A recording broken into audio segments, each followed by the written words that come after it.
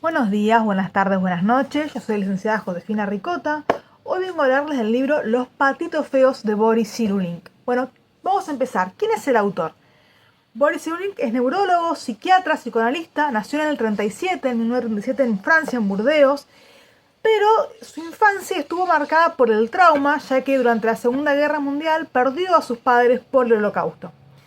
Esto lo hizo muy sensible, pero lo aplicó a su vida personal y profesional y termina desarrollando en toda su obra el concepto de resiliencia.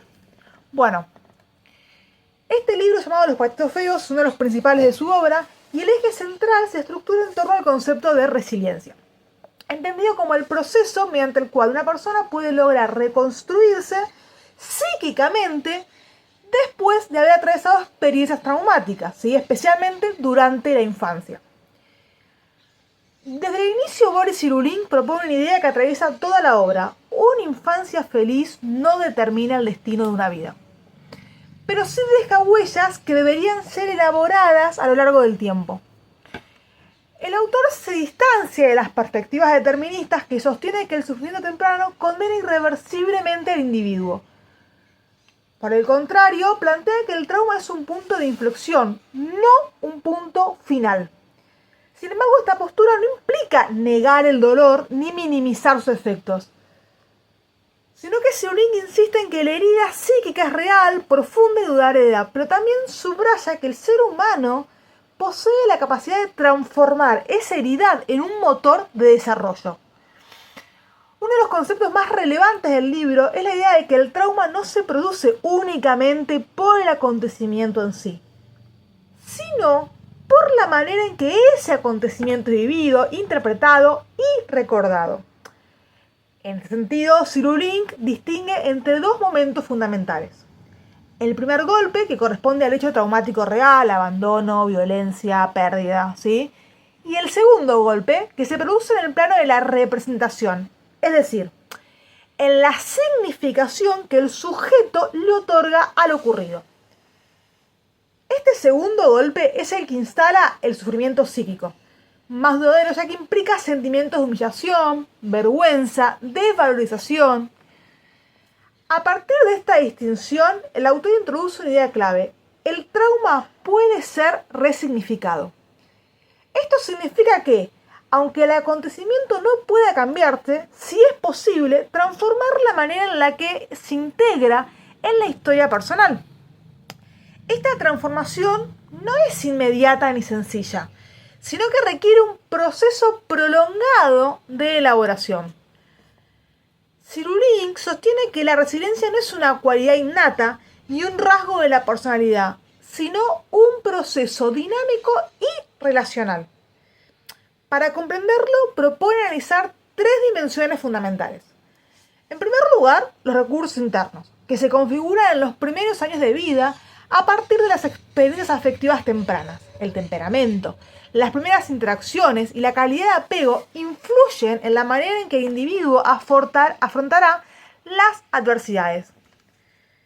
En segundo lugar, se encuentra la estructura del acontecimiento traumático, que incluye tanto las características objetivas del hecho como su impacto subjetivo. No todos los traumas afectan de la misma manera y su intensidad no depende únicamente de la gravedad del evento, sino también de las condiciones en las que se produce y de la historia previa del sujeto.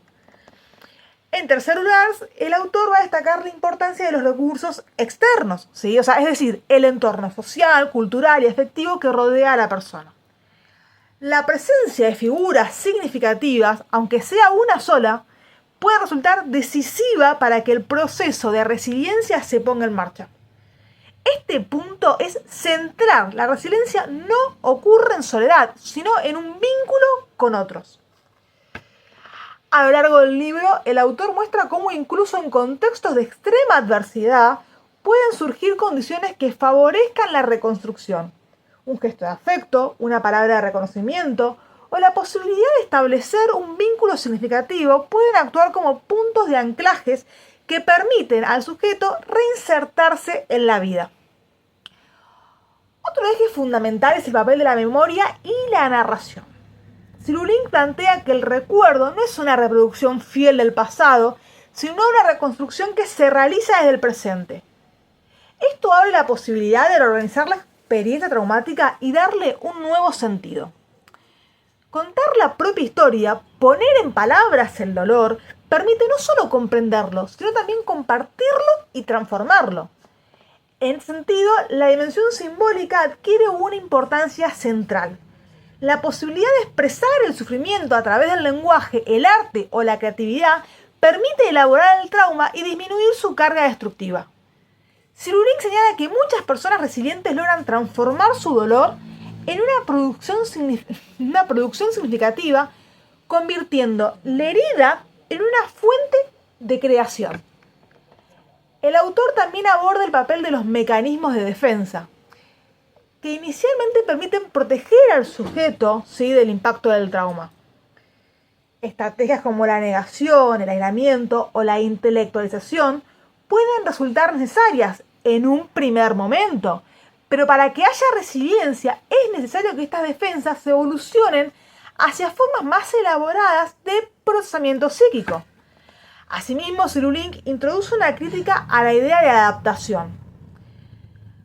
Adaptarse a una situación traumática no equivale a superarla. La adaptación puede implicar una forma de supervivencia que, aunque funcional, resulta costosa y limitada. La resiliencia, en cambio, implica la creación de un nuevo modo de vivir, una transformación que permite reanudar el desarrollo. Un aspecto particularmente relevante de este libro, ¿sí?, es la dimensión social del trauma. Sirulin señala que el sufrimiento no solo depende de lo vivido, sino también de cómo el entorno reacciona frente a ello. Una sociedad que estigmatiza, silencia o niega el dolor contribuye a reforzar el trauma. En cambio, un entorno que reconoce, acompaña y ofrece espacios de expresión facilita el proceso de resiliencia. En ese sentido, Sirulin subraya la responsabilidad colectiva en la construcción de condiciones que permiten la recuperación. La resiliencia en sí no es solo un logro individual, sino el resultado de una red de vínculos y significados que sostiene al sujeto. Otro elemento clave es la idea de que la resiliencia se desarrolla a lo largo del tiempo. No es un estado definitivo, sino un proceso abierto que puede avanzar, detenerse o incluso retroceder. Cada etapa de la vida ofrece nuevas oportunidades para resignificar el pasado y reorganizar la identidad. Finalmente, Sirulin propone una visión esperanzadora pero realista. La herida nunca desaparece por completo, pero puede integrarse de un modo que permita vivir con mayor libertad. La resiliencia no implica olvidar ni negar el sufrimiento, sino aprender a convivir con él sin que determine la totalidad de la existencia. En síntesis, Los Patitos Feos, ¿sí?, plantea que el ser humano posee una extraordinaria capacidad de transformación. Aún en las condiciones más adversas, es posible reconstruirse siempre que existan, aunque sea mínimamente, recursos internos, vínculos significativos y espacios simbólicos que permitan elaborar la experiencia. La resiliencia no es un destino garantizado, pero sí una posibilidad profundamente humana, la de convertir un dolor en una forma de vida que, aunque marcada por la herida, pueda seguir desplegándose. Nos vemos.